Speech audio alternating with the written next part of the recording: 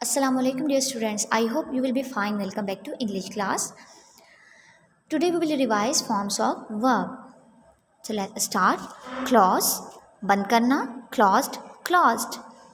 Climb, चढ़ना, climbed, climbed. Cross, रास्ता काटना, crossed, crossed. Like, पसंद करना, liked, liked. Look, देखना, looked, looked. Need, ज़रूरत होना, needed, needed. Call, बुलाना, called, called.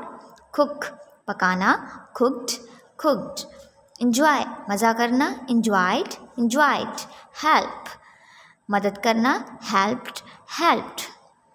Now student, it's your homework. You will revise forms of verb first to 10, second form and third form with spelling, and also write on your copies. And memo word synonym from story number 10. Allah Hafiz.